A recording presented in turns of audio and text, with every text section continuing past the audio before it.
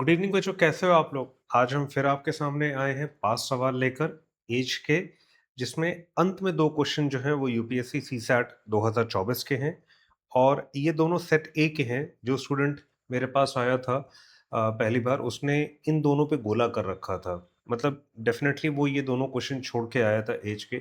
और जब आप अंत तक पहुँचोगे तो आपको खुद लगेगा कि हाँ, ये दोनों क्वेश्चन थोड़ा-सा एक्स्ट्रा एफर्ट माँग रहे हैं। इसलिए आज के प्रैक्टिस सेशन के वो हमारे शो स्टॉपर होंगे, इसलिए हमने उनको लेवल और डिफिकल्टी के हिसाब से चौथे और पांचवें पॉइंट पे रखा हुआ है। तो पहले 3 सवाल हम लोग करते हैं जो पीवाईक्यूज हैं या पीवाईक्यू रिलेटेड क्वेश्चंस हैं या सिमिलर क्वेश्चन है, और बाकी 2 एग्जैक्ट यूपीएससी सीसैट 2024 मैंने सेट ए से इनको उठाया है। तो चलिए पहला सवाल हम लोग देखते हैं। पहला सवाल दे रखा है, जैसा कि हम लोग हमेशा कहते हैं कि इधर का जो क्वेश्चन होता है वो इंग्लिश में होता है और इधर का क्वेश्चन हिंदी में होता है, सेम चीज़ होती है। ये हमारे हिंदी भाषी मित्रों के लिए है। The sum of ages of A and B is 22 years. A plus B की जो एज है उनका सम आ रहा है 22। The product of their edges 2 years back was 77। 2 साल पहले उनकी एज का जो प्रोडक्ट था वो 77 है। 2 साल पहले ए की एज ए माइनस टू थी, बी की एज बी माइनस टू थी। ये आपके एज प्रेजेंट एज है। जो बच्चे पहली बार देख रहे हैं उनके लिए हम लोग एक्स और वाई नहीं लेते हैं, क्योंकि उसमें कंफ्यूजन का ज़्यादा दिक्कत रहती है, और उसमें let X be A's age and Y be B's age, इस तरह लिखने में बहुत कंफ्यूजन होता है। तो हम ये एज मान लेते हैं। और कहा गया है कि 2 साल पहले जो उनकी एज थी उसका प्रोडक्ट आपके कितना दे रखा है, उसका प्रोडक्ट दे रखा था 77। What is the difference of their current ages? देखिए यहां पर हमको 3 स्टेटमेंट दे रखे हैं। पहला statement, the sum of the ages of A and B is 22 years. तो पहले स्टेटमेंट से हमको ये मिला। ये इसका मैथ, ये इंग्लिश में लिखा हुआ है, ये इसका मैथमेटिकल कन्वर्जन है। देखिए मैं ज़्यादातर कोशिश यही करता हूँ कि सवालों को मैथमेटिकली कन्वर्जन कर लें, ताकि लिखते लिखते जैसे जैसे सवाल पढ़ते जा रहे हैं वैसे वैसे मैथमेटिकली कन्वर्जन होता जाए। उसका लिखा the product of their edges 2 years back, 2 साल पहले उनकी एज ये थी और उनका प्रोडक्ट था 77। अब देखिए यहाँ पर ये हो जाएगा ए बी। ओपन जब मैं करता हूँ नॉर्मली ब्रैकेट, इसको इससे मल्टीप्लाई करूंगा, इसको इससे मल्टीप्लाई करूंगा, -2a, इसको इससे करूंगा -2b, और ये माइनस माइनस प्लस हो जाएगा। याद रखिएगा बच्चों, जब भी माइनस इंटू माइनस होता है तो मुझको वो प्लस देता है। माइनस इंटू प्लस मुझको माइनस देता है, प्लस इंटू माइनस मुझे माइनस देता है, प्लस इंटू प्लस मुझको प्लस देता है। ये चीज़ ध्यान रखिएगा। तो यहाँ पर मुझको मिल जाएगा +4 is equal to 77। A B, मैं माइनस साइन कॉमन लेता हूँ, 2 कॉमन लेता हूँ, तो यहाँ पर मुझे मिल जाएगा a प्लस बी। इधर आकर ये हो जाएगा 73। अब a प्लस बी का क्या वैल्यू दे रखी है हमको यहाँ से, ये 22 दे रखी है। तो ए बी दे रखा है हमको 2 टाइम्स, ये इधर आ जाएगा। a प्लस बी की जगह 22 आ गया, प्लस 73, यानी 44 प्लस 73। ये हमको यहाँ दे रखा है बच्चों, कोई दिक्कत तो नहीं। अब इसको ऐड अगर करते साथ सात ही दे देगा, और 7 4 11, 117। तो मेरे पास आ गया A B is equal to 117, और ए प्लस बी हमको दे रखा है ये 22। और हमसे पूछा क्या गया है, what is the difference of their edges. अब देखो बच्चों, यहाँ पे एक फॉर्मूला आएगा, उससे डरने की बिल्कुल ज़रूरत नहीं है। डरेंगे तो फिर हम कभी कर नहीं पाएंगे।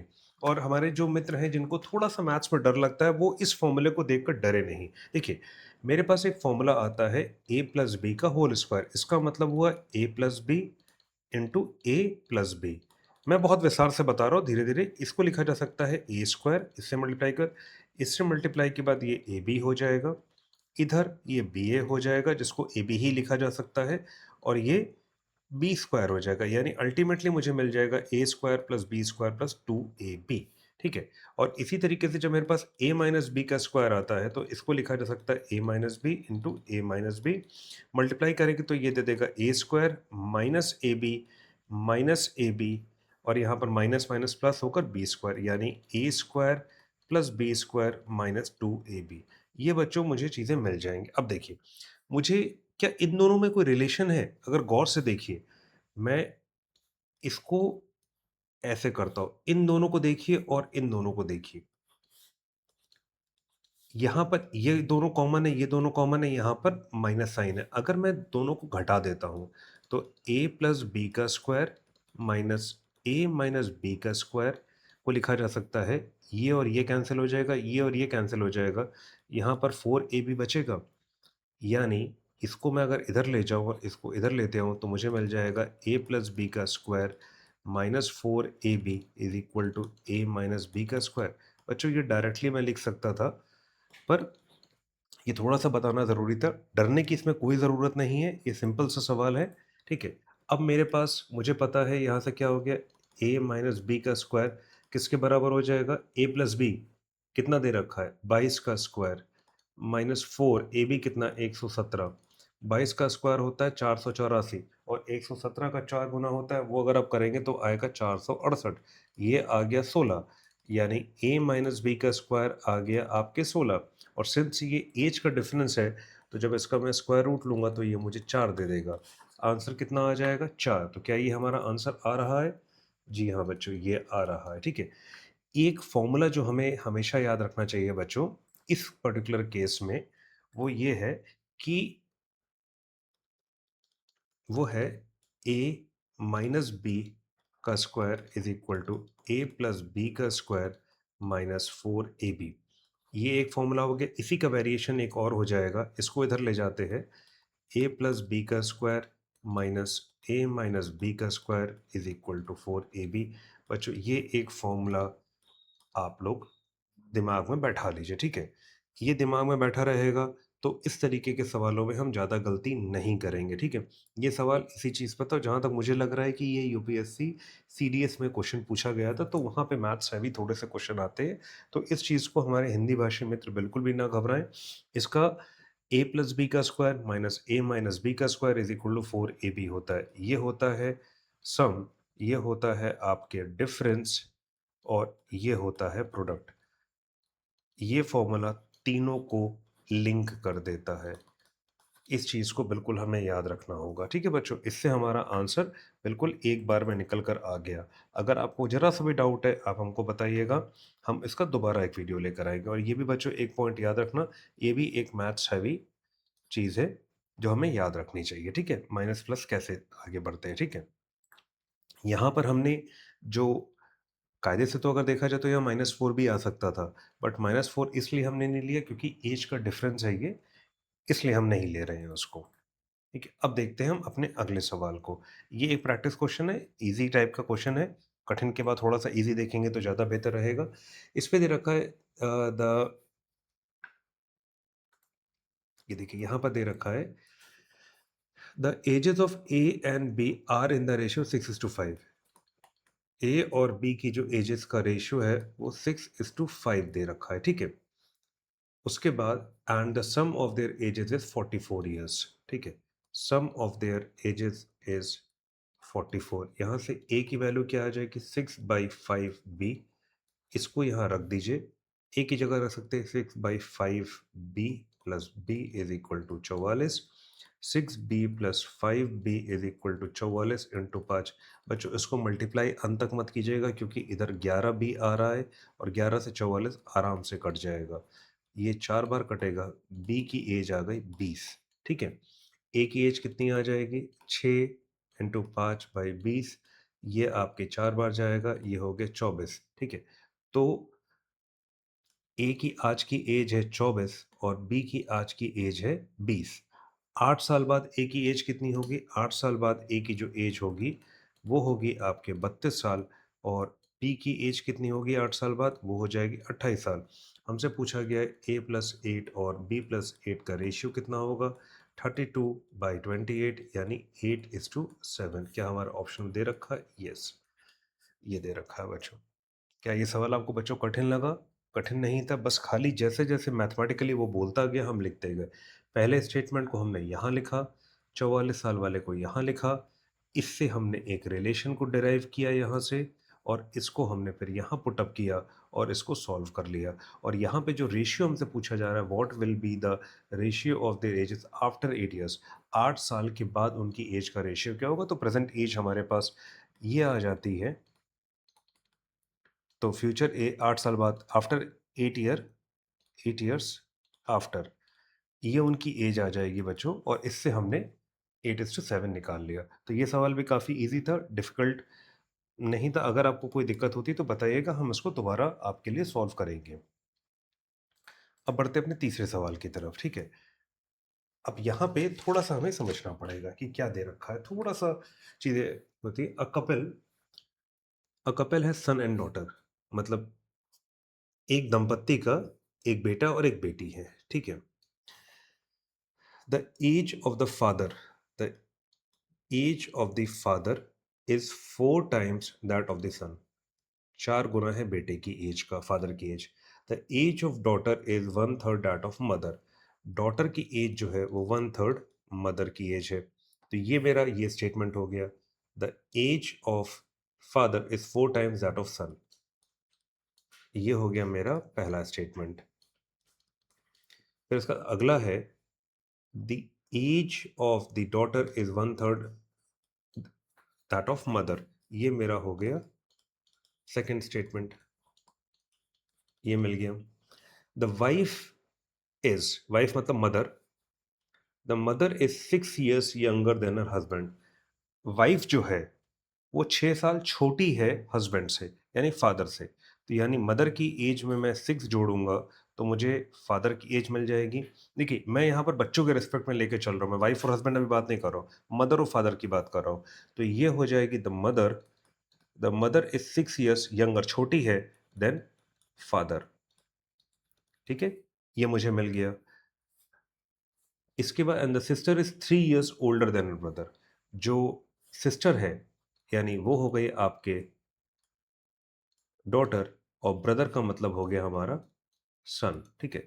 और जो सिस्टर है 3 years ओल्डर है, किससे? भाई से। भाई से 3 साल बड़े, यानी भाई की एज में अगर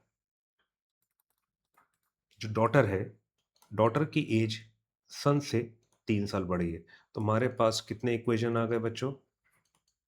4 इक्वेशन। अगर हम बात वेरिएबल्स कितने, फादर की एज, मदर की एज, सन की एज, डॉटर की एज। ये हो गए फादर, फिर हो गई हमारे मदर, फिर हो गया सन, और फिर हो गई डॉटर। इन सब की एज हमारे पास है, और टोटल कितने इक्वेशन है? 4 इक्वेशन। हमें चाहिए क्या? हमें चाहिए व्हाट इज मदर्स एज, ठीक है।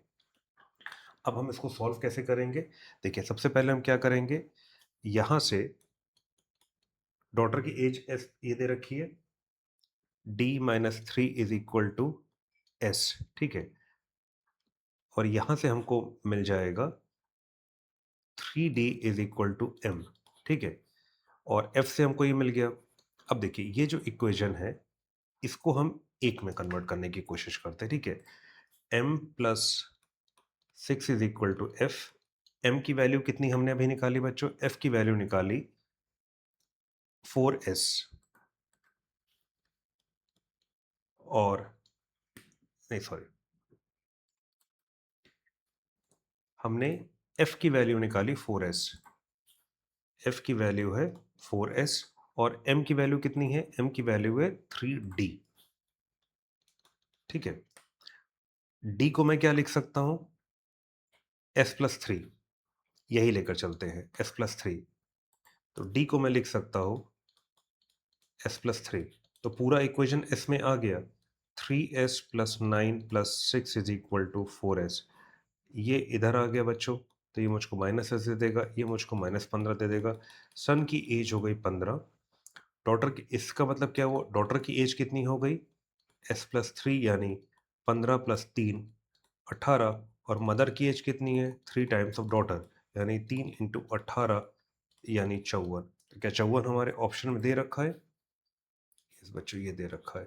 देखिए, हमने किया कुछ नहीं, हमने सिर्फ 4 इक्वेशन बनाया बच्चों। यहाँ पर चार चार सेंटेंस दे रखे थे, 4 सेंटेंस से हमको 4 इक्वेशन मिले, ठीक है।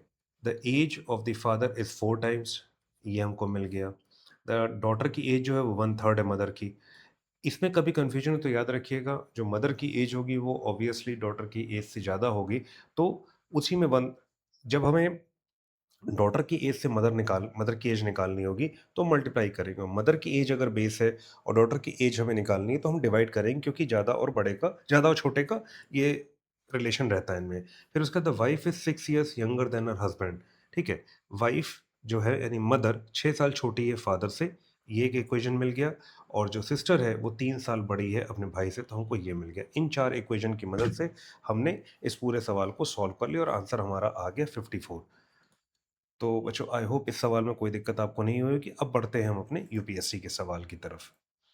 ये एक बहुत ही प्यारा अच्छा सा सवाल है, इसको ध्यान से पढ़िएगा, ध्यान से समझिएगा, ध्यान से ही करने पर इसको क्लैरिटी आपको मिलेगी। देखिए, a father said to his son, "N years back I was as old as you are now." इसको ध्यान से पढ़िएगा। जो स्टूडेंट मेरे पास आया था पेपर अपना लेकर सी सेट 2024 का सेट ए, उसने इस क्वेश्चन में यही लाइन मार्क की हुई थी, यानी यहीं पर एक कंफ्यूजन पैदा हुआ बच्चों को। N years back I was as old as you are now. आज से N years पहले तुम जितने बड़े हो उतना ही बड़ा मैं था।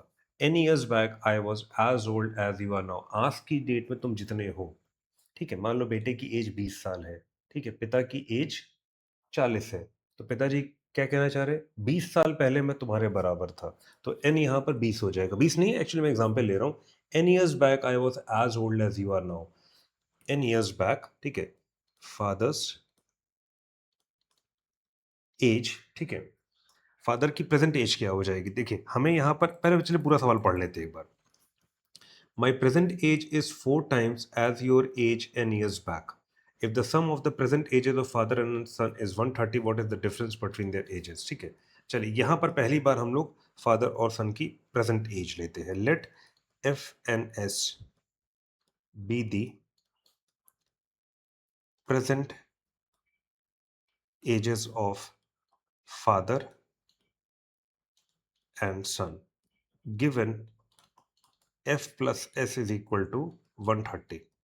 ये लास्ट लाइन दे रखी है, ठीक है, मैंने इस बार लास्ट लाइन से शुरू किया। If the sum of the present ages of the father and son is 130 years, what is the difference of their ages. हमें क्या निकालना है, एफ माइनस एस निकालना है, ठीक है।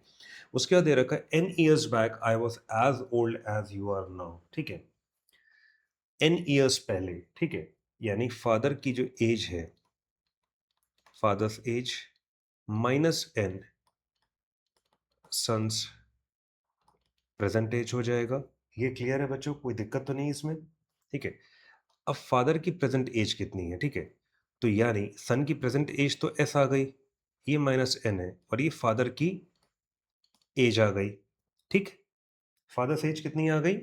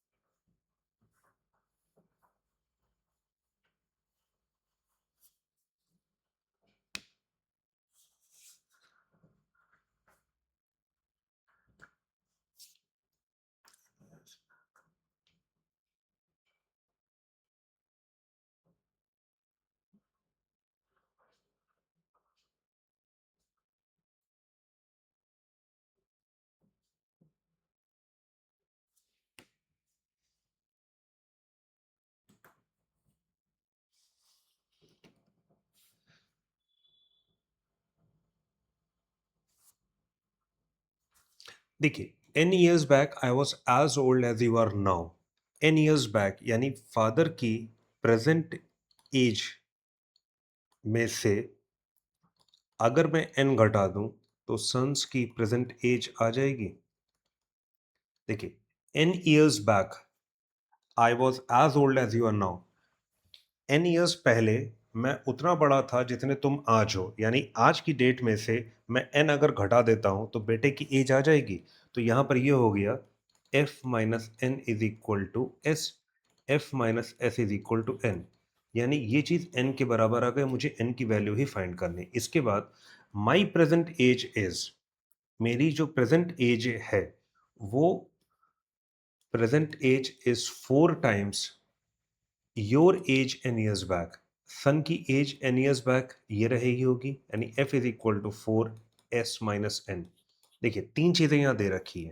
पहला, the sum of the present ages of father and son is 130, वो हमने यहां पर लिख दिया। सेकेंड स्टेटमेंट दे रखा है N years back I was as old as you are now, यानी फादर की एज में से अगर मैं एन घटा दूं, क्योंकि फादर की एज आज जितनी है एन ईयर्स पहले वो सन के बराबर बता रहा है अपने आप को, ठीक है। तो यानी फादर की एज में से अगर मैं एन घटा दूं तो सन की प्रेजेंट एज आ जाएगी। ये मुझको यहां पर मिल गया, F minus S is equal to N, और मुझे यही एन फाइंड करना है। N years back I was as old as you know, आज की एज जो बेटे की है उसमें मैं एन जोड़ दूं तो मुझे पिताजी की एज मिल जाएगी, ठीक है। वही चीज यहाँ लिखी हुई है। फिर उसका लिखा my present age is 4 times age your age N years back. बेटे की आज की एज इतनी है, एन ईयर्स बैक उसकी एज ये रही होगी, वो 4 टाइम्स इसमें हो गया। अब यहाँ से मेरे पास एक तीन चीज़ें आ गई। अब मैं इसको नेक्स्ट पेज पर लिख लेता हूँ। मेरे पास पहला दे रखा है F plus S is equal to 130, F minus S is equal to N. उसके बाद दे रखा है F is equal to 4 S minus N, ठीक है। F is equal to 4 S, N की जगह क्या रख सकता हूँ मैं? एन की जगह रख सकता हूँ एफ माइनस एस। इसको रख सकता हूँ 4 S minus F plus S. 4 times 2 S minus F, ये एफ के बराबर आ गया, यानी F is equal to 8 S minus 4 F, यानी 5 F is equal to 8 S, यानी F is equal to 8/5 S. यहाँ पर रखेंगे तो 8/5 S plus S is equal to 130, ठीक है। इधर मल्टीप्लाई करेंगे तो 8 S plus 5 S is equal to 130 into 5। Multiply मत कीजिएगा क्योंकि यहाँ पर 13 आ रहा है। 13 एस इज इक्वल टू 130 गुणा 5, ये कट जाएगा 10, यानी एस इज इक्वल टू 10 गुणा 5। एस की एज आ गई 50, 50 साल का बेटा हो गया। पिताजी की एज कितनी हो जाएगी? 130 माइनस 50 यानी 80। दोनों के बीच में डिफरेंस कितना आ गया? एफ माइनस एस, वो आ गया आपके 30। यही हमारा आंसर है। तो क्या ये बच्चों समझ में आया आपको? 30 ईयर्स इज द आंसर। देखिए, सबसे कंफ्यूजिंग यही स्टेटमेंट है, इसको बस याद रखिएगा। एन ईयर्स बैक, ठीक है, I was as old as you are now. कुछ साल पहले, कुछ साल पहले जो मेरी एज थी, ठीक है, वो उतनी थी जितनी तुम आज हो। यानी पिताजी की आज की एज में से अगर मैं वो कुछ साल घटा दूंगा तो मुझे बेटे की प्रेजेंट एज मिल जाएगी। वही तो मैंने लिखा है बच्चों यहाँ पर। तो ये चीज़ हमें ध्यान रखनी होगी। अब बढ़ते हैं हम अपने अगले सवाल की तरफ, जो यूपीएससी सीसैट का 2024 का सेट ए का क्वेश्चन नंबर 73 था। दोनों सवाल, दोनों बवाल सवाल एक ही साल यूपीएससी ने पूछे थे। इस पर भी उस बच्चे ने गोला कर रखा था। सवाल थोड़ा सा बड़ा है, इसको बहुत ध्यान से समझते हैं, ठीक है। क्योंकि जनरली फर्स्ट टेंडेंसी आपकी यही होगी कि इस सवाल को हम छोड़ दें, और मैक्सिमम स्टूडेंट्स यही करेंगे, पर हमें ये चीज़ नहीं करनी, इसीलिए हम यहाँ पर हैं इस सवाल को देखने के लिए। सवाल को हम पहले समझ लेते हैं। A question is given followed by two statements 1 and 2। Consider the question and the statement. Ages of each P and Q is less than 100 years and more than 10 years. P और क्यू की ages 100 से कम है but 10 से ज़्यादा है। 10 से ज़्यादा का मतलब क्या हुआ? 11 हो सकती है, 12 हो सकती है, 22 हो सकती है, 34 हो सकती है, 48 हो सकती है, कुछ भी हो सकती है। इसका करने का मतलब क्या है वो आपको अगली लाइन में समझ में आएगा। If you interchange the digits of P, the number represents the age of Q. अब देखिए, अगर ये नंबर 10 से छोटा होता तो ये सिंगल डिजिट होती, क्योंकि डिजिट्स क्या होती हैं? 0, 1, 2, 3, 4, 5, 6, 7, 8, 9 ये हमारी डिजिट्स हैं। अगर ये नंबर 10 से छोटा होता तो वो उसकी एज 3 साल हो सकती थी, तो इसमें कोई डिजिट्स इंटरचेंज नहीं होती। पर अगर नंबर 11 है तो 11 को मैं 10 प्लस 1 लिख सकता हूँ, 10 इंटू 1 प्लस 1 लिख सकता हूँ। उसी तरीके से किसी भी नंबर p को मैं लिख सकता हूँ 10x प्लस वाई। और q को ये मुझे कैसे ऑब्टेन करने के लिए कह रहे हैं, the number represents the age, अगर मैं इंटरचेंज कर देता हूँ डिजिट्स तो यानी 10y प्लस एक्स। तो इनके हिसाब से p और q ये है। ठीक है बच्चों, डिजिट्स यही होती हैं। 10 से कम अगर होता तो कोई भी डिजिट्स हो सकती थी, उसमें इंटरचेंजेबिलिटी नहीं आती। ठीक है, अगर मान लीजिए मुझे 15 दे रखा होता तो 15 को मैं क्या लिख सकता हूँ, 10 प्लस 5 यानी 10 इंटू 1 प्लस 5। तो यहाँ पर x की वैल्यू 1 हो गई, y की वैल्यू 5 हो गई। तो इस तरीके से यहाँ पर ये p और q आ गए। अब हमसे कहा जा रहा है what is the difference of their edges. ठीक है, यानी p माइनस q मुझे निकालना है। ठीक है, p माइनस क्यू निकालना, ये मेरा क्वेश्चन है। ठीक है, अब इस क्वेश्चन का जो स्ट्रक्चर है वो कुछ इस तरीके से दे रखा होता है कि हमको एक स्टेटमेंट दे रखा रहता है यहाँ पर बच्चों। ये हमारा हो गया स्टेटमेंट। स्टेटमेंट के बाद एक क्वेश्चन दे रखा रहता है और उसके बाद हमको दो स्टेटमेंट दे रखे रहते हैं। हो सकता है उन दोनों स्टेटमेंट को मिला के हमें जो क्वेश्चन पूछा गया उसका जवाब मिले, हो सकता है दोनों को मिलाने से हमको ना मिले, हो सकता है खाली एक ही सफिशिएंट हो सकता है दोनों ही सफिशिएंट ना हो। तो हमारे जो ऑप्शंस आते हैं, पहला ऑप्शन हो जाएगा the question can be answered by using any one of the statement डालो, किसी भी एक स्टेटमेंट से हम इसका आंसर दे सकते हैं, but can not be answered using the other statement alone.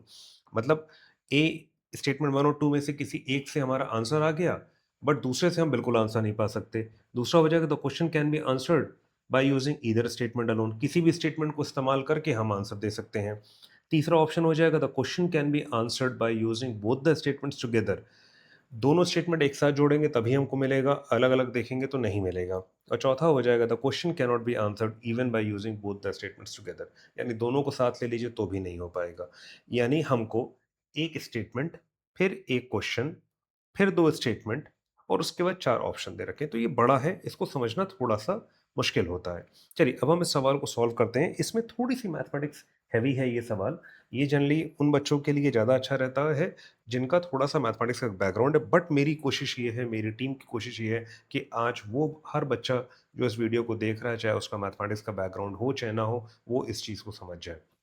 सबसे पहला कॉन्सेप्ट जो इसमें समझना है वो हमारे लिए है डिजिट्स कितनी होती हैं। बच्चों हमारी डिजिट्स होती हैं 0, 1, 2, 3, 4, 5, 6, 7, 8, 9, ये डिजिट्स होती हैं। ठीक है, इसके अलावा कोई नंबर डिजिट, इसके अलावा कोई भी डिजिट नहीं होती, बाकी सारे नंबर होते हैं जो इनको मिला के बनते हैं। ठीक है, यहाँ पर 10 से ज़्यादा देने का मतलब हुआ कि ये 11, 12, 13, 14, 15 कुछ भी हो सकता है। और अगर कोई नंबर 11, 12, 13, 14, 15 है तो उसको इकाई और दहाई में मैं तोड़ सकता हूँ, यानी यूनिट प्लेस और 10 प्लेस में जोड़ तोड़ सकता हूँ, इसीलिए इसको अलग से दे रखा है। तो ये हो गई मेरी यूनिट प्लेस और ये हो गई मेरी टेंस प्लेस। ठीक है, तो इसलिए इसको अलग से ग्रेटर देन 10 दिया गया, तभी मैं डिजिट्स को इंटरचेंज करता हूँ। और अगर ये नंबर 100 से बड़ा हो जाता, मान लीजिए अगर ये नंबर 100 से बड़ा हो जाता, से 101 होता, तो इसको मैं क्या लिखता, 100 प्लस 10 इंटू 0 प्लस 1, यानी 100 इंटू 1 प्लस 10 इंटू 0 प्लस 1, यानी ये नंबर इकाई दहाई से मतलब 3 आ जाती, 3 डिजिट्स आ जाती हैं इसमें। ठीक है, और 3 डिजिट्स आने से क्या होता कि वो कौन से डिजिट कहाँ इंटरचेंज करते हमें नहीं पता होता। तो इसलिए 2 डिजिट दी गई, क्योंकि 2 डिजिट में अगर मेरा 10x प्लस वाई है तो मैं इसको 10y प्लस एक्स लिख सकता हूँ। ठीक है बच्चों, किसी भी 2 डिजिट के नंबर को 10x प्लस वाई के फॉर्म में लिखा जा सकता है। गिव मी एनी नंबर से 56, 56 को क्या लिखा जा सकता है, 50 प्लस 6 यानी 10 इंटू 5 प्लस 6, x मेरा हो गया 5 और y हो गया मेरा 6। कोई भी नंबर आप ले लो, रैंडम नंबर, उसको इसी फॉर्म में लिखा जा सकता है।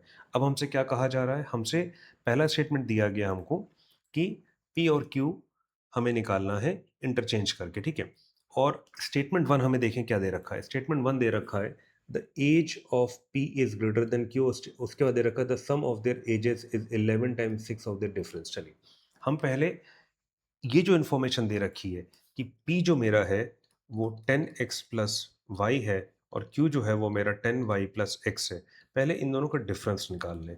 तो ये हो जाएगा 10x plus Y minus 10y minus X, this will give me 9x minus 9y 9x minus 5। अब देखो बच्चों, यहाँ पर मैंने साइन लिया, ये दो डंडे लगा दिए मैंने, इनको हम लोग कहते हैं मॉडुलस फंक्शन। अभी मैं मॉडुलस के डिटेल में नहीं जा रहा हूँ, हम इसलिए कर रहे हैं क्योंकि हमको ये नहीं पता कि x बड़ा है कि y बड़ा है, ठीक है। जैसे यहाँ पर 56 है, अगर मान लीजिए मैं 65 लेता तो इसको 6t प्लस 5 10 इंटू 6 प्लस 5 लिखा जा सकता था, यानी x की वैल्यू 6 और y की वैल्यू 5।